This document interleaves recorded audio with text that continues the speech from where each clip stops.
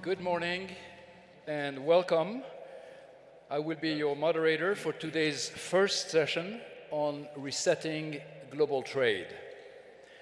Now, as you are all aware, and have just heard in the preceding keynote addresses, we are navigating through a reset in global trading relations. The unidirectional nature of ever lower tariffs and trade barriers has been broken. And since April of last year, US effective tariff rates have risen from under 4% to over 18%.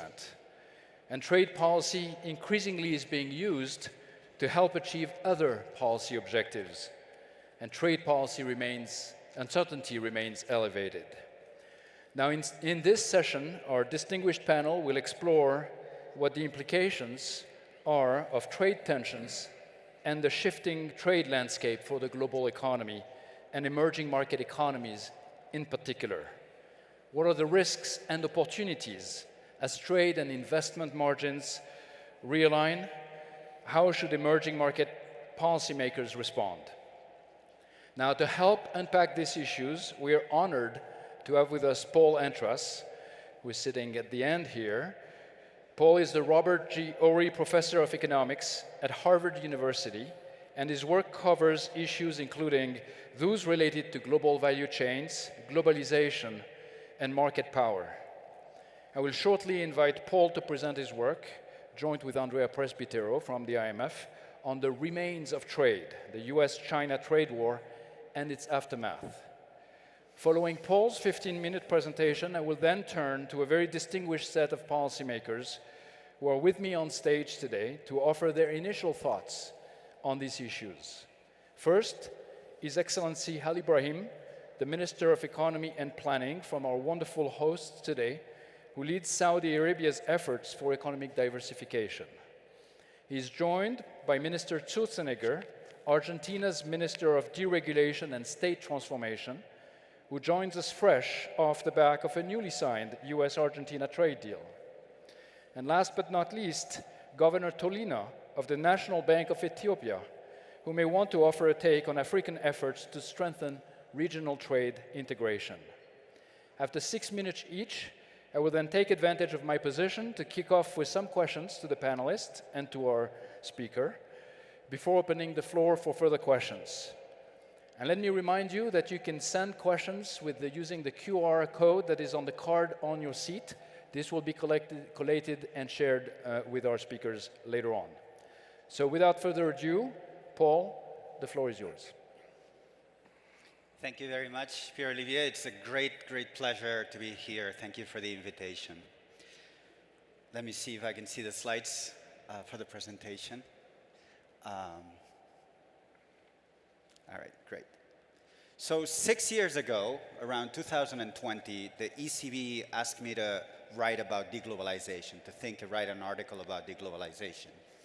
And the main conclusion in that article was that as of that time, the world was not yet deglobalizing. I argued that, using standard series like the share of world trade in GDP, that yes, there had been a slowdown in the growth of globalization, but there was no evidence of a steady or beginnings of a deglobalization.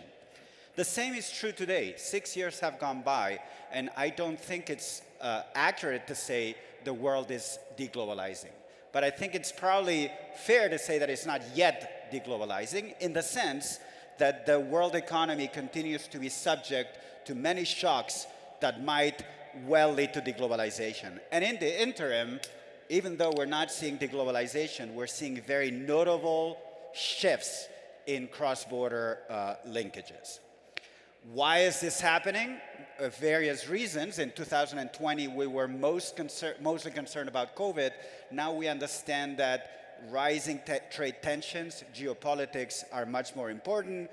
If we look, for instance, at the US China war, it's very clear that we're in a very different stage of that tension today than we were in 2020. More broadly, we know that geopolitics, alignment, is a much more important, significant driver of trade flows than it was a few years ago. And that has only accelerated since the re-election of President Trump in the US.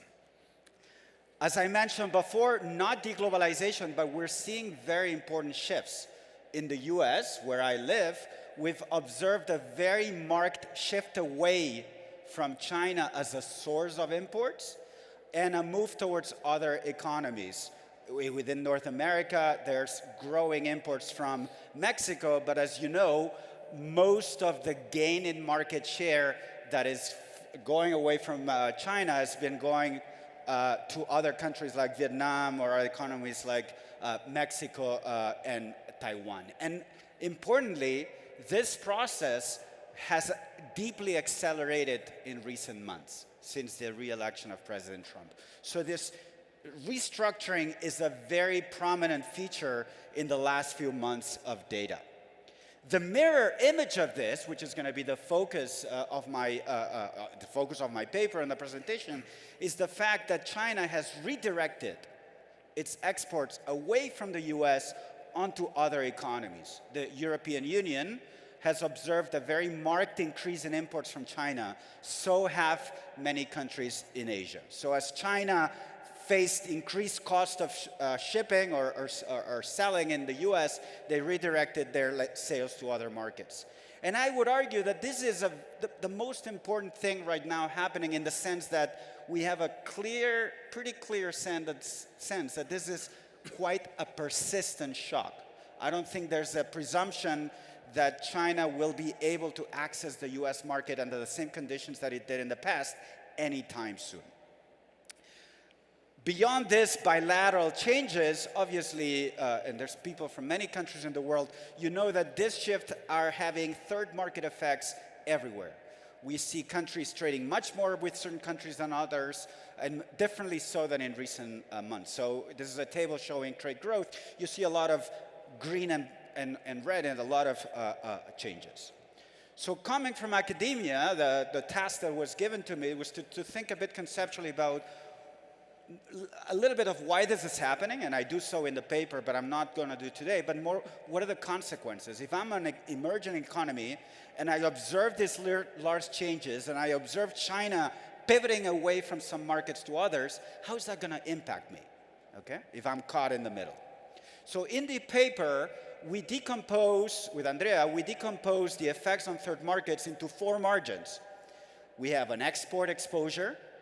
The idea, if I'm an emerging economy and I was selling to some markets, and now I see China pivoting towards those markets in which I'm selling, how is that going to affect me? I'm going to face more competitive pressures.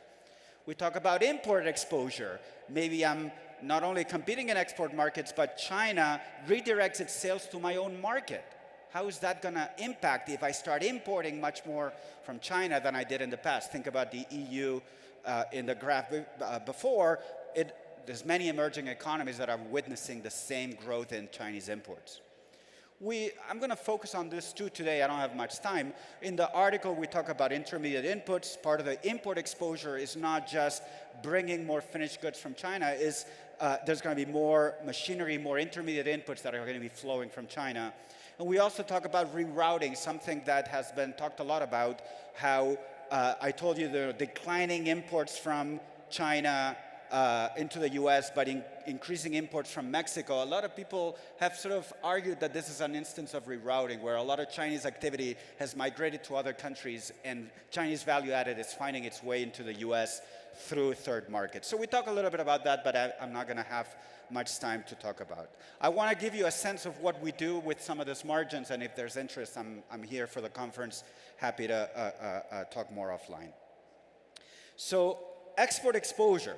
Again, the idea that certain countries might be observing what's happening with some anxiety because they observe China moving to some markets that were important for them in terms of exports. How do we measure that export competition? We started with the canonical way to do that in policy and in academia, which is by looking at export similarity. The extent to which a country's exports are similar in terms of industry composition and destination markets to the exports of China. If I'm selling the same things as China in the same markets, I might worry that as they increase their sales in those markets, I'm going to be facing more competitive pressures. So there's a well-established way to measure export similarity. That's the finger and Kreining method. Okay? If you compute this export similarity, what you observe is that the set of economies that are most impacted in this, according to this measure, are going to be many Asian economies, some European economies. You observe that there are fairly large economies being impacted by this shock. Now, this may seem reasonable, and it seemed reasonable to us, but when we started thinking a bit more deeply about the measure, we started having a bit of second thoughts. You know, everybody's using this measure, but why? I'm a theorist by heart, so I started thinking, why should I be using this measure? And then what we realized is maybe we shouldn't. Maybe we should think a little bit more conceptually about what does it mean to face competition in export markets. What would a standard economic model tell you would be indicators of those pressures? And we developed precisely a measure of export competition that turns out to be shaped by three fairly easily measurable objects in the data. We start with a shock. What is the shock here? The shock is the fact that certain producers in China that were selling to the US certain products, all of a sudden they face much higher tariffs. That's going to lead them to pivot away from the US to other markets. But how big that shock is going to be a function of how important was the US market for those Chinese producers. If 90% of their sales were in China, in the US, that's going to be a lot of exports that are going to have to go elsewhere. Okay, so that's the first element of the index. The second one is if I'm selling to some markets, if I'm the emerging economy selling to some markets, how much is China selling in that market as well? How much of the absorption of that destination market is accounted for by China? If it's large, it's likely that the growth of Chinese exports to that market will be larger. And finally, as an emerging economy, I'm also going to care about, well, that destination, how big was it for me? If it's a nearby destination, maybe I sold a lot there. And if I sold a lot, certain products in which China was important and the shock is large, that's where I'm really going to be facing a big cost.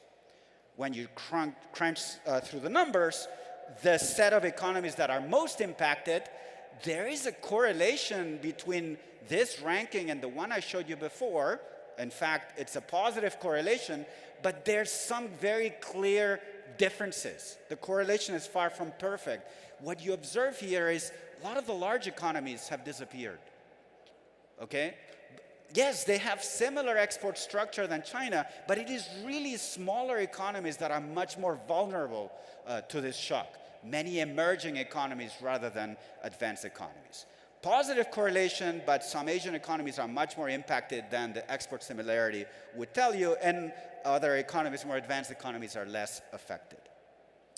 I don't have much time, but something else we do in the paper is argue that perhaps this pivoting away from the US into other markets, there's going to be significant changes by which China might start exporting a lot to markets in which it didn't sell beforehand.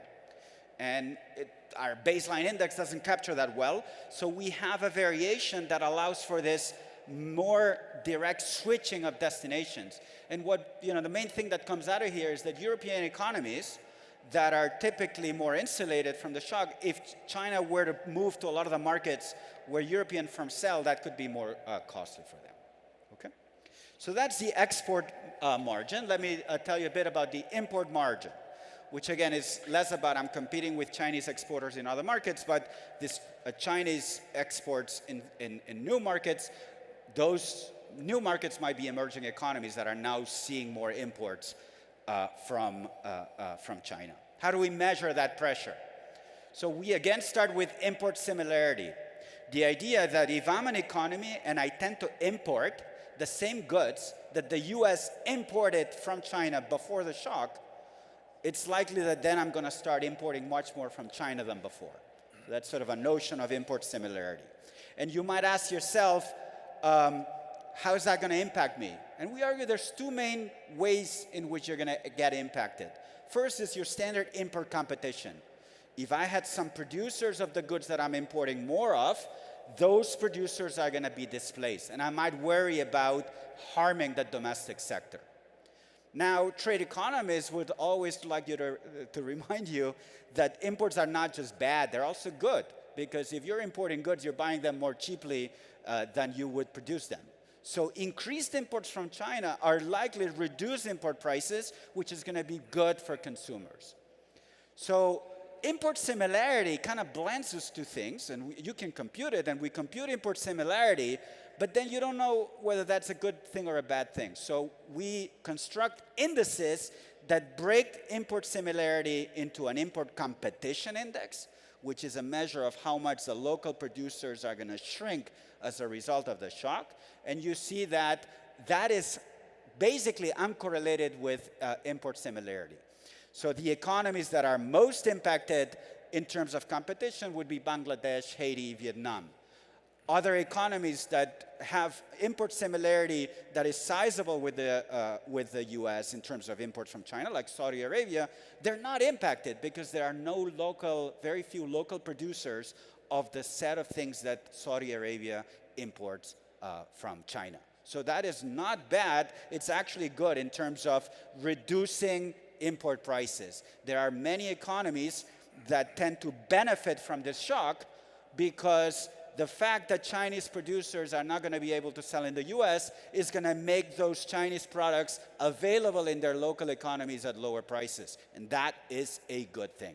That is a good thing for consumers when we develop indices of intermediate input exposure. That is good for producers. If you can buy your inputs, your components, your machines cheaper than you did before, that is going to enhance your productivity. So I don't have time to go through that, but this is our indices that we have developed. I'm almost out of time, so let me just conclude with a summary of the paper. We argue that US-China trade tensions, maybe they're not deglobalizing, but they are creating important and sharp reallocations. There's been a corresponding reorientation of Chinese exports away from the US and onto other markets, and that is something that has accelerated a lot since Trump's re-election. These shifts are reshaping competitive conditions. I think trade ministries should keep a close eye at what is happening. And I think trade diversion, maybe we'll talk about this later, whether these countries can sell to the US or not. I'm sure we're going to hear from Argentina. It's certainly part of the story, but it's hard to make sense of it at this point with all the uncertainty in US policies. What is more clear, more permanent, is the fact that China is pivoting away from the US, and that is not going to be changing anytime soon. With that in mind, we developed tools to try to think about how our economy is impacted and under which margins are economies affected. To conclude, obviously there's a bigger picture here, and the opening speeches made reference to it. All this is happening against a world economy that is deeply changed, where geopolitics has shaping things much more than it did in the past, and where in the economy where I live, the US, we have an administration that is very much seems committed to protectionist policies and to extractive bilateral deals. And again, there's no presumption that this will change anytime soon. So to summarize and sort of quoting a famous novel that inspired the title of this paper, the drama here is less in rupture, deglobalization, more about reorganization. Yes, there's continuity in the aggregate. The trade to GDP ratio is flat, but there's a profound reshuffling in who trades with whom and on what terms. Thank you. Thank you. Thank you, Paul. Now let's turn to Minister Ali Ibrahim. Quick remarks. Let me just check. Can you hear me? Okay, perfect. First, I'd like to start by thanking His Excellency Mohammed Al-Jdan and Her Excellency Kristalina Georgieva for convening us. This is continuously becoming a convening that's allowing for more depth, more dialogue, and ultimately also more delivery. So thank you for that.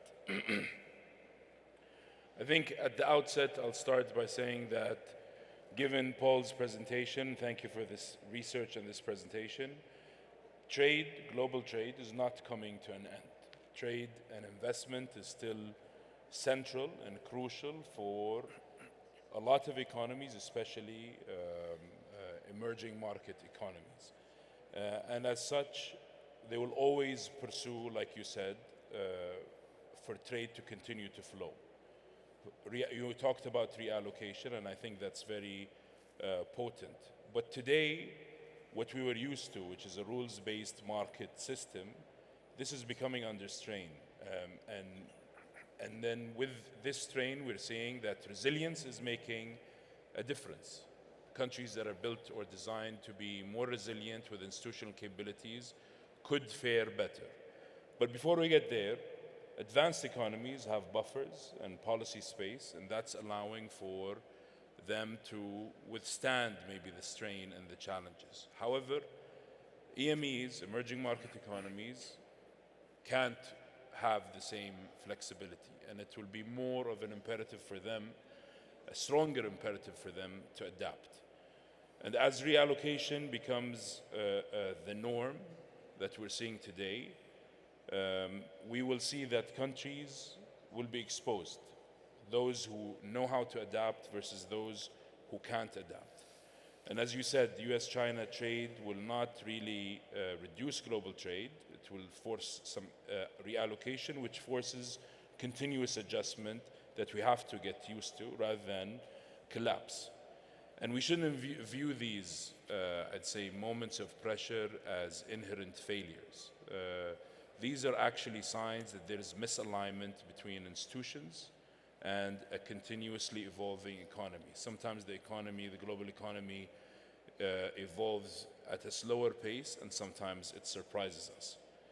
And dealing with this reallocation is not just about preserving a fixed notion of stability that gives us the illusion of control. It is about day-to-day disruption. Some people call it innovative policy making that allows us to really preempt these changes and be ready for it. And then and this requirement that we're seeing a clearer need for today will be a test on institutional delivery. Countries that have invested in institutional capabilities, institutional setups, will witness better outcomes because they're ready for it. The paper discusses how the reallocation and the adjustment is multidimensional and uneven across countries, and that's very potent. For emerging economies, this is not a period of temporary disruption. This is actually a period of strategic choice. We don't have to be dictated what we have to do. This is an opportunity for us to really design how we want to adapt to this evolving trade system and how we can seek more sources of value that come from it. And this choice, the strategic choice, is exercised through institutions. These institutions will be the difference between whether a country will experience this adjustment as a cost or as a new source of value and maybe even a competitive advantage.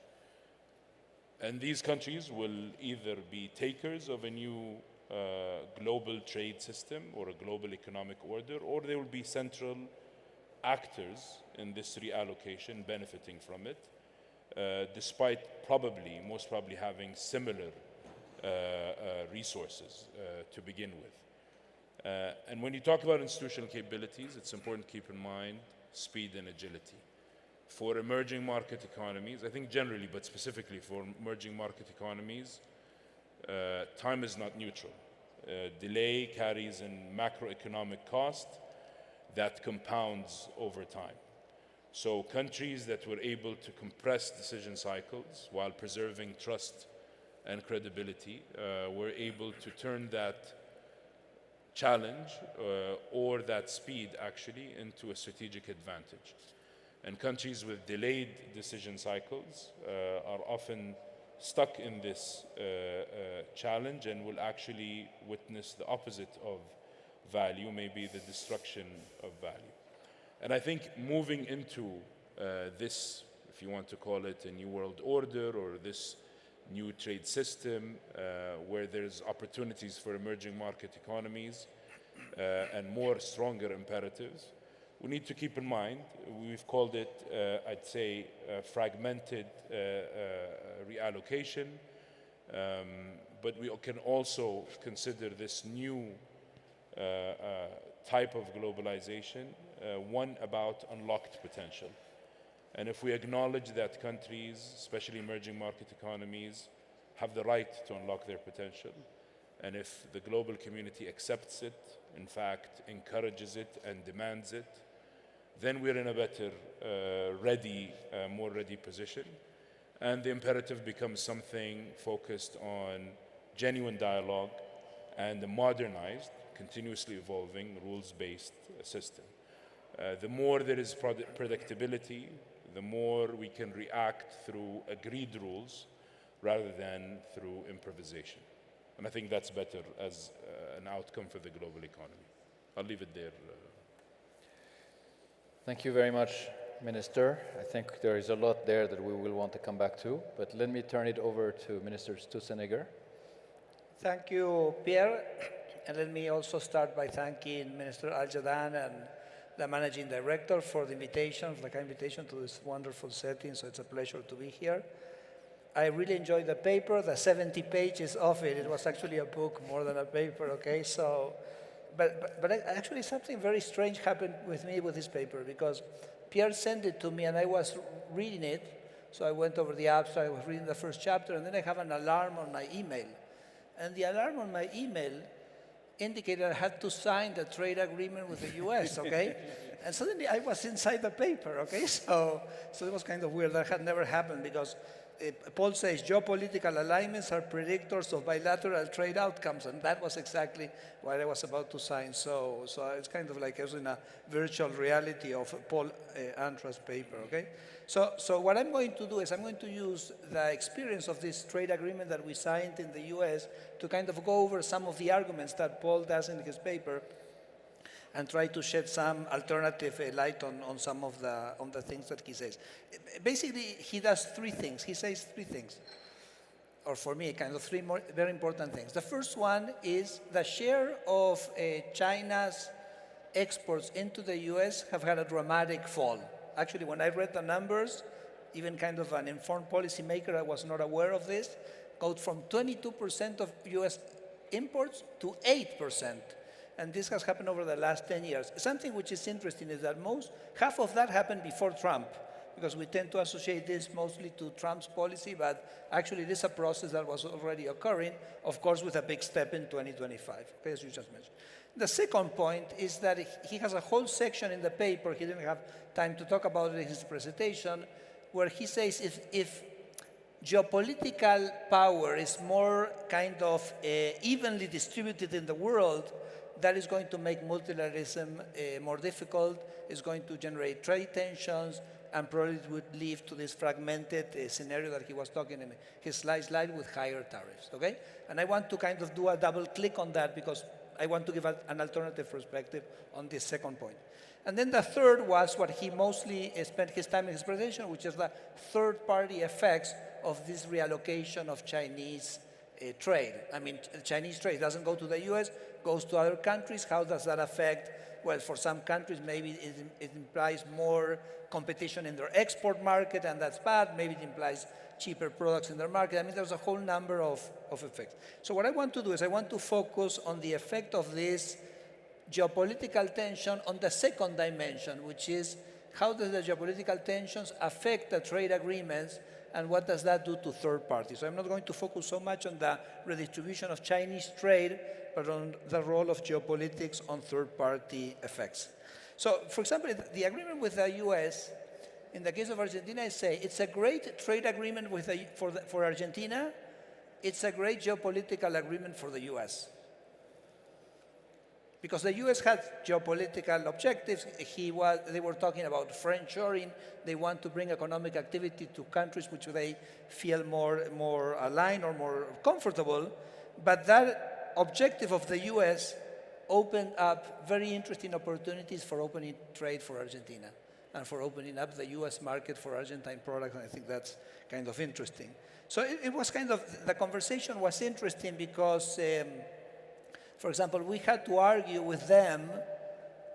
Well, they were not going to open everything, so we said, what do we want them to open the American markets to Argentine products? And we had to develop a methodology for that. There what we use is Ricardo Hausmann's product space methodology. Ricardo Hausmann at Harvard, he developed a methodology where he says which goods are close to each other. So for example, if a country exports a good X, and the countries that export good X also export good Y, that means that X and Y are close. So basically we tried to find all the goods that were close to the goods on which Argentina had a comparative advantage, and we used that as an instrument to argue with them which are the goods that should be open and they should open. And actually what we achieved is that basically they capped the reciprocal tariff on all goods, and on about 2,000 products, they basically retracted that reciprocal tariff to zero. So I think that was a very good outcome for Argentina. And for Argentina, in terms of its own opening up, also was quite interesting, because with this trade agreement, we had to open several sectors. And remember, we're in something called Mercosur, and Mercosur somehow has very high external tariffs. So this agreement with the US has allowed us to somehow break a little bit that barrier that Mercosur was and increase the opening up of the economy. That's why I was saying that for Argentina, it's actually a very interesting trade agreement. Now, let me say one thing which is interesting. The US had these geopolitical objectives, like friendshoring. And for example, they opened up the aircraft industry to Argentine producers. And they also had their domestic issues, for example, pharmaceuticals, like Trump is in this fight with pharmaceutical companies, so they opened up the pharmaceutical market to Argentinian pharmaceutical companies, which actually will have a significant comparative advantage there. So I think there's a mixture of the geopolitical issues and the domestic issues in the way the US approached this agreement. I would say on China, it was more, there were not kind of any real restrictions. It was more like a surveillance thing, like we want to know what's going on. A sort of request, but not much more than that. Now, let me go just finishing to this idea. I said that these geopolitical tensions, may they lead to more trade and not less trade? Let me challenge that view for a second. And I want to put on the table one thing. Mercosur was negotiating with the European Union a free trade agreement, and we've been negotiating that for 26 years. 26 years. And suddenly we signed it. And I don't think that's independent of what's happening with Trump. So it's interesting because basically the US is kind of breaking this multilateralism, or this multilateralism is breaking because of the tensions, Paul, that you very well described, but it's generating these collateral avenues. And for Argentina, it meant that after 26 years, finally we could sign the Mercosur European Union free trade. We also signed the free trade agreement with EFTA. So suddenly kind of things had deblocked.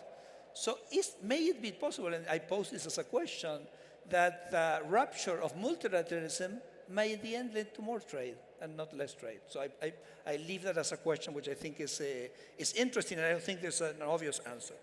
And the final point I want to make is in the first graph that Paul showed. He showed that trade was growing very strongly, and then in the 2000s, it stopped growing.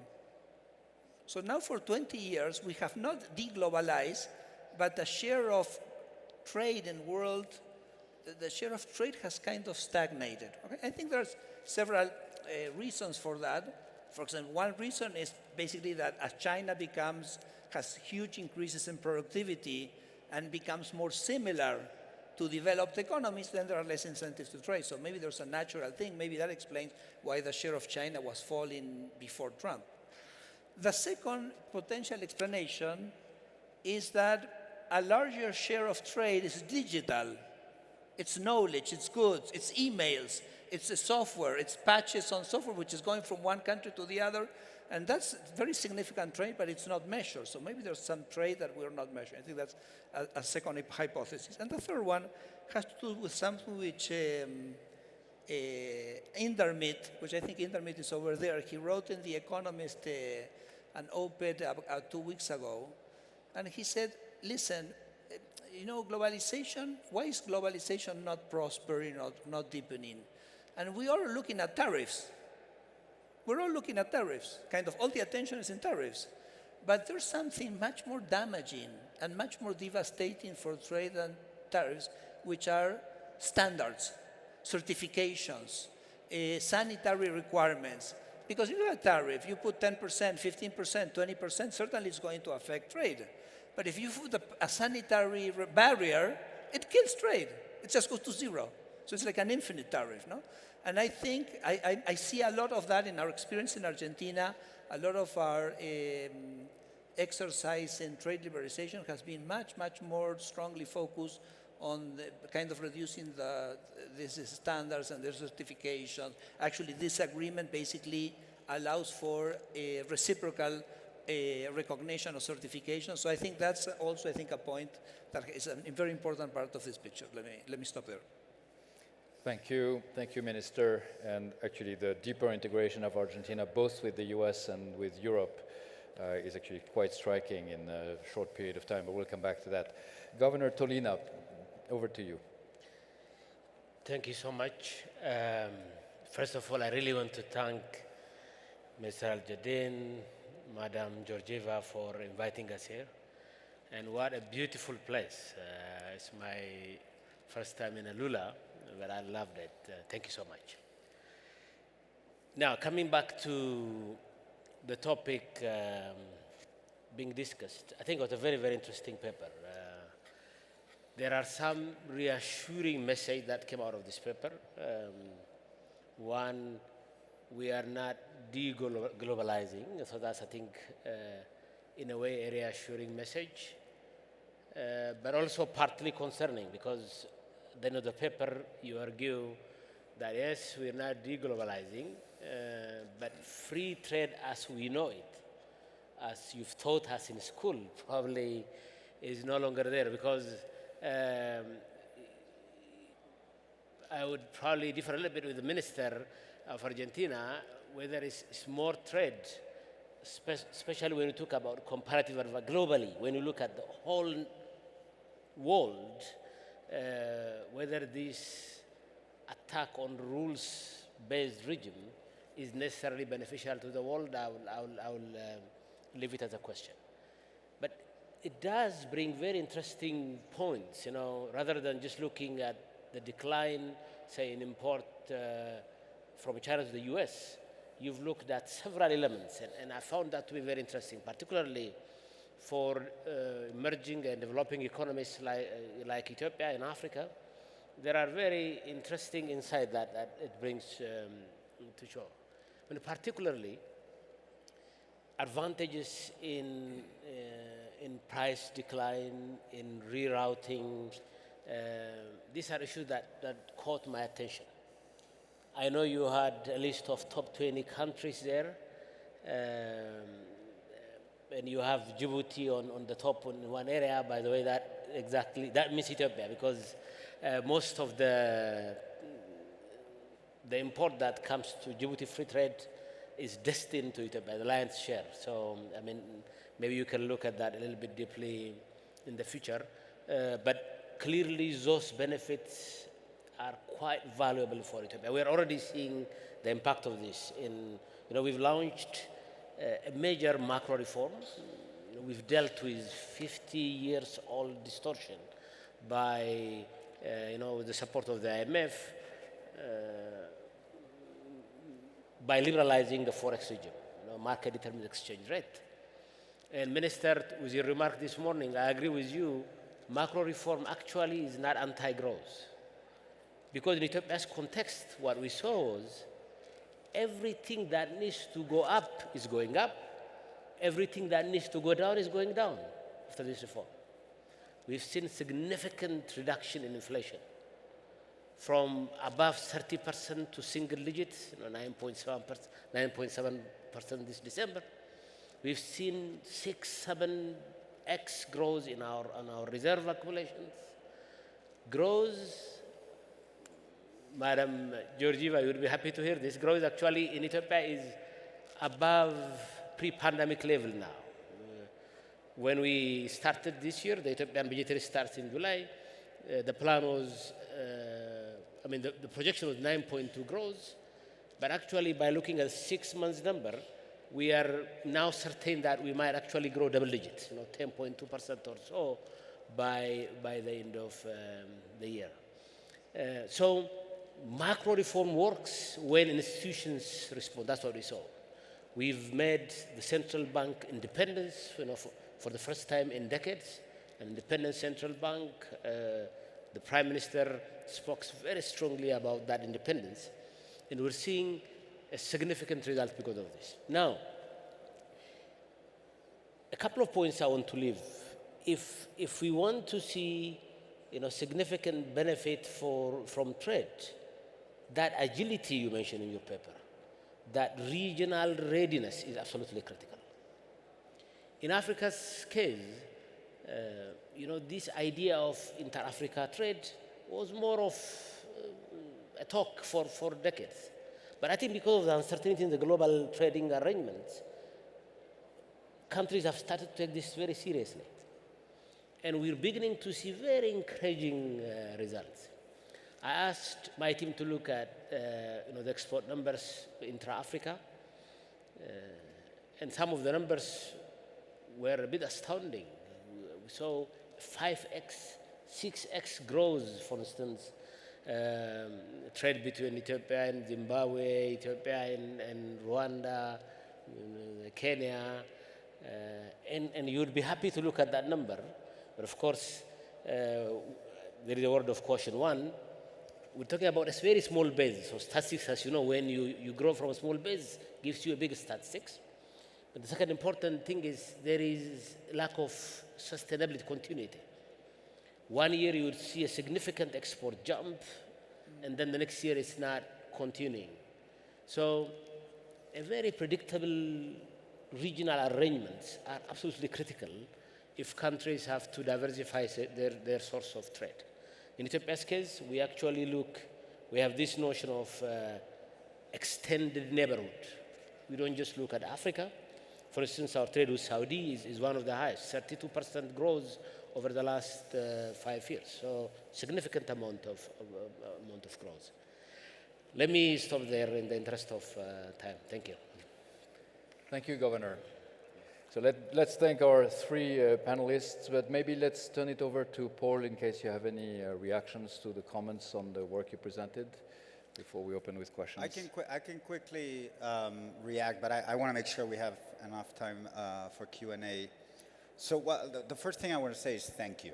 Thank you very much for engaging with the paper. I'm really honored, and I really thank you for this. Let me just respond to or comment on each of the comments. Minister Ali Ibrahim, thank you for the comments. 2 points. The first one, speed and agility of change. Absolutely.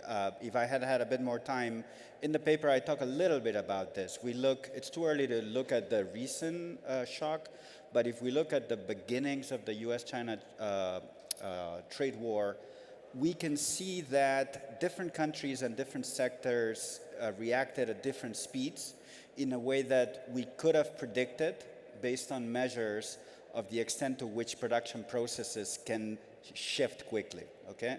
We, in joint work with a PhD student of mine, we've developed measures of production lengths. And it turns out that this is something that policymakers can use to try to predict which are the sectors that can maybe move things more quickly. And then you mentioned the rule-based system. I 100% agree with this. This is my last slide on the bigger picture. To me, this is the most, we can talk about this shifting and that shifting, but we are in a world in which trade agreements are negotiated in a very different manner. And that brings me to Minister Sturzenegger, and I congratulate you on your deal. I would push back on the notion that this is a development that will lead to more trade. It will lead to more trade agreements because we have giving up on the multilateral system, and obviously we're going to have to go to a series of side deals. In some cases that are going to generate more trade. Overall, are we going to end up with more trade? I'm a little bit skeptical, and I also worry about the terms of those deals. I don't know the specifics. I haven't studied the specifics of your deal, but we've seen some deals. The EU signed a deal with the Trump administration under some terms that, at least in Europe, created a bit of a backlash. So yes, we may have more trade agreements. Are we going to have more trade? I'm not so sure. And then Governor Tolina, you also emphasized the rule-based system. You emphasized the opportunities, the increased trade within Africa, which both Minister Ali Ibrahim and Minister Sturzenegger argued that that is very much part of the story. And that's part of what I talk about in the paper. And it is true that out of shocks come opportunities, come awakening. It makes producers realize there's some things, I was in a comfortable situation in some markets, and now I need to switch. And sometimes that has good effects. I'm originally from Spain, and Spain witnessed a very deep recession during the Great Recession.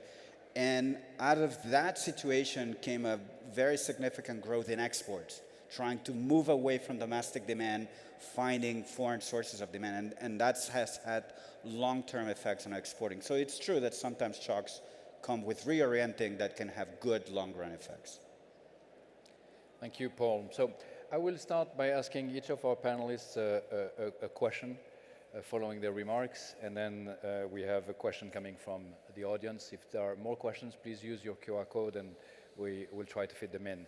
And I will start with you, Minister Ali Ibrahim, and I would like to ask two questions. One is, as I think the presentation by Paul made clear, there are cases where there can be opportunities, for instance, price opportunities coming from the reorientation of trade between the US and China. And I think actually Paul mentioned Saudi Arabia explicitly as one country that could be benefiting because it will be importing things that don't necessarily have a domestic base and therefore will benefit from the price effects. I wanted to ask you if this is something that you see happening in the kingdom.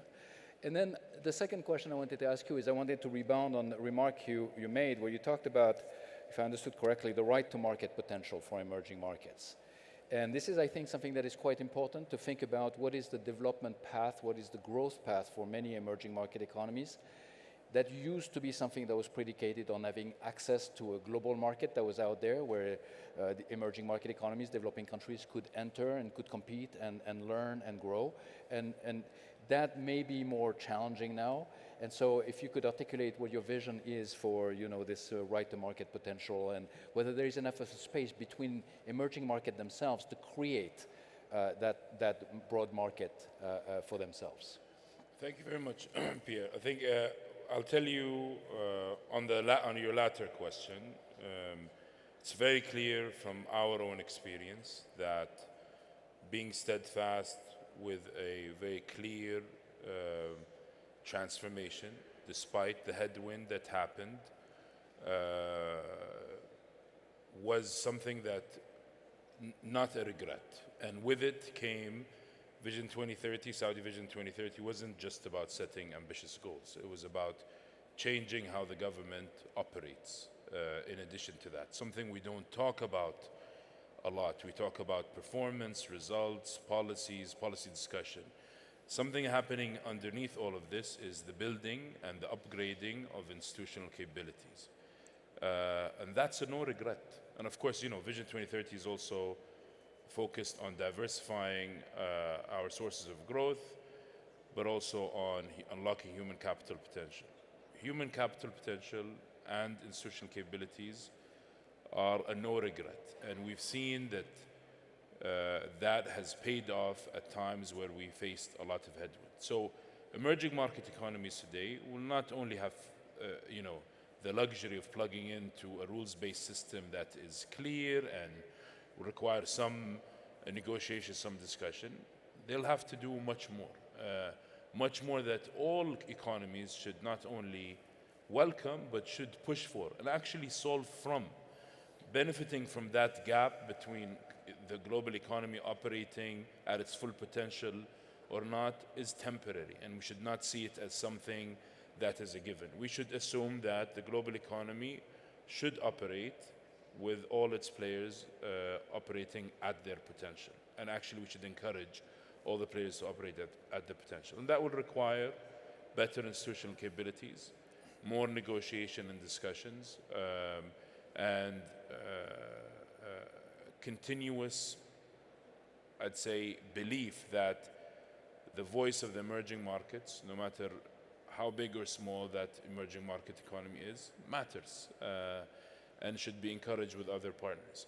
For the kingdom, we've seen that. We've seen that, you know, we used to be, before Vision 2030, our voice was loud and consequential in specific areas. Energy, or specifically oil, oil and gas, diplomacy, foreign aid and assistance. Since Vision 2030, we've become more influential, more consequential, and more of a co-author on many topics globally, and that's because we took it upon ourselves to unlock our potential, and we've become a more integrated economy in the global economy, and we're affected by more of the changes. And as we succeed with our diversification agenda, we will be more exposed to changes, and we'll have to deal with it through institutional capabilities and through dialogue and through continuous innovation, policy design, policy tweaks, policy precision, if you will, and the power of the pen. Capital is no longer, not just for the kingdom, everywhere, no longer the main means by which you unlock your potential or become more resilient. The main difference today is how fast you build institutional capabilities and how these institutional capabilities are always cutting edge, and how fast you also upgrade these institutional capabilities. As far as your first question, I think the kingdom will always seek to be, has always been and will always seek to be a long-term reliable partner. Today, one of the rarest things is the notion that a commitment made, for example, today, will be honored tomorrow. So trust and trust-based partnerships is important. The kingdom has always demonstrated that, but in a world where this becomes more rare, that makes the kingdom stand out even more. We're steadfast, long-term, reliable, and we believe in the quality of partnerships, not just the quantity of partnerships, and that will help us and our partners preempt any of the challenges as this global trade system or global economic order continues seeking or trying to find itself. We will continue strengthening our own capabilities and our competitiveness. We've accomplished a lot through Vision 2030, but there remains much more to be achieved. We're not resting on our laurels or over-celebrating. There is more that needs to happen and will happen that will put us in a better position when resilience is required, needs to be cashed in, and when an opportunity for the Saudi voice to shape the global economy also arises. And we'll continue to be a source or a beacon of pragmatism in our partnerships, East and West. We want to be a connection that creates a platform that connects opportunities from all over the world, and that also in the process helps us unlock our potential. Well, thank you, Minister, and certainly this is a very important vision, very relevant for the rest of emerging market economies and the world more globally. Let me turn to Minister Stutzenegger, and I will ask my question and weave into it the question that is coming from the floor, because they're related. The question coming from the floor, which actually can be relevant also, Governor Tolina, you can come in on this, is how are the panelists seeing EM's reactions to this trade realignment? Are they veering to reciprocal protectionism? I think I know the answer from you on this, or more openness, or somewhere in between. And what I wanted to ask more specifically to you, Minister, is the US is one of the major partners for Argentina, but so is China.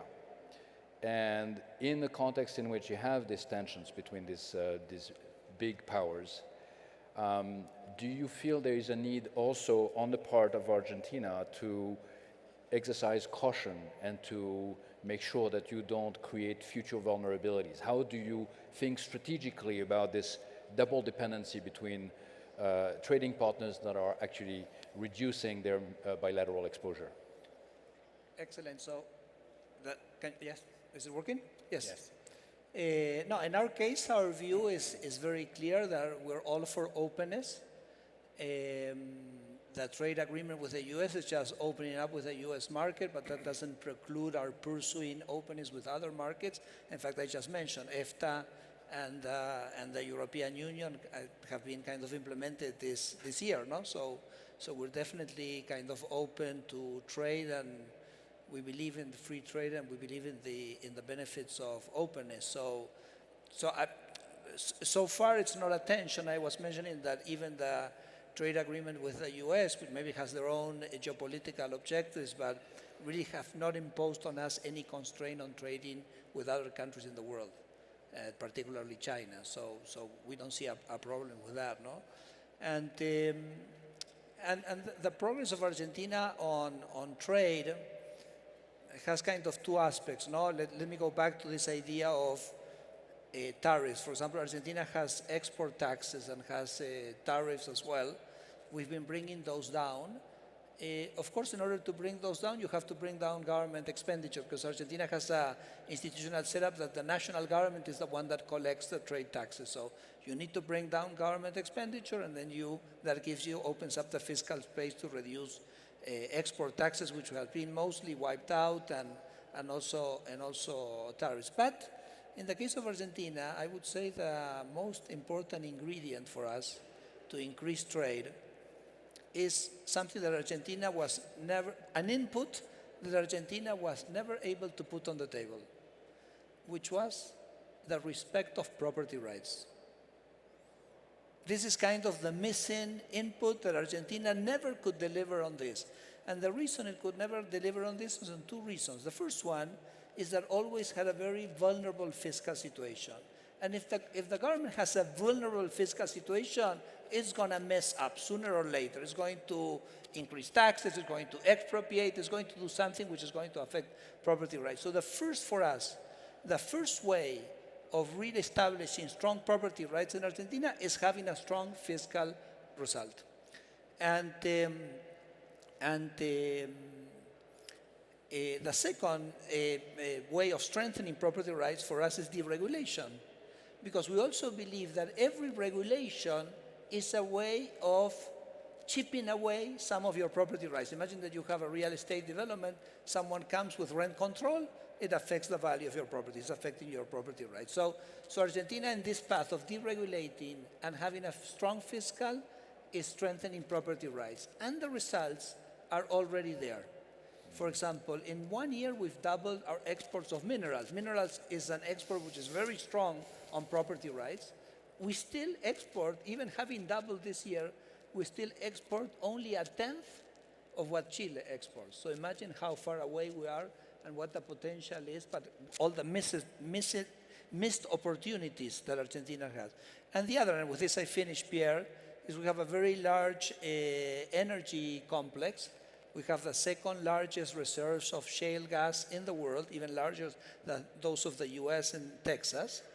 And there the boom is already underway because we are strengthening property rights and people feel that Argentina is a trustworthy place to invest. And look at these numbers. Last year, Argentina exported $80 billion. In 5 years, oil and gas, we're going to be exporting $50 billion.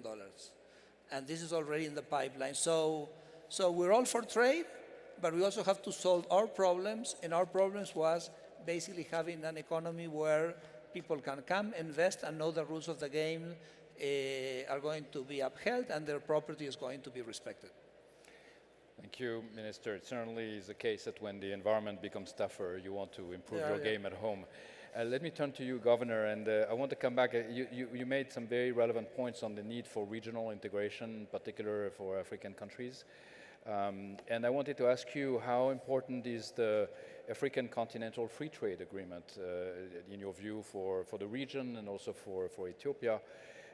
And do you concur also with Professor Antra's presentation that, or if you could be a bit more specific on the kind of opportunities you would see as a result of this rerouting of trade for the region as well? Thank you so much. On the importance, I mean, there is no question about it. FCFTA is a very important instrument, not just to increase trade flows, but also as a driver for industrialization. Look, when you look at Africa's inter-Africa trade, it's just about 15%. Compare that to Europe, 60%, Asian, 30%. If we can bring it to at least Asian level, we are talking about 140 billion annual, which is 7-8% of Africa's GDP. So quite critical. But so FCFTA, I think, can help us realize that opportunity by providing an institutional framework. But this all depends on productive capacity, regional value chains, trade and logistic reforms. So that's why I've talked about the importance of reform earlier. For Ethiopia, this has been quite beneficial. And to answer your first question as well, we strongly believe in free trade. In fact, Ethiopia has been a strong voice for regional trade, played a very instrumental role for the realization of FCFTA. We are the first signatory, and we're now trading under that arrangement. And as I spoke earlier, we are seeing very encouraging early results, but it's too small. So, yeah, it could be beneficial in this uncertain global world. I don't think regional trade would immediately compensate for what we lose from regional trade. It's not an immediate shift, but over time, in the medium and long term, it could be quite beneficial. So that's how we see it. Strategically, trading regionally is absolutely critical. And the advantage in the logistics, in the linkages, in the value chains is quite important, and we should focus on that. Thank you. Well, I'm told that we are running out of time, so we'll have to bring this session to a close. Let me just say that I think I learned a tremendous amount. I heard about the opportunities that exist in this world. I heard about the need to improve domestic frameworks, improve domestic policies, the need to improve integration regionally and more globally, and that these are paths forward that will deliver growth for emerging market economies and the world, and they need to be seized upon. So with this, thank you very much for this first session. Thanks to our author and to our panelists. Let's give them a round of applause.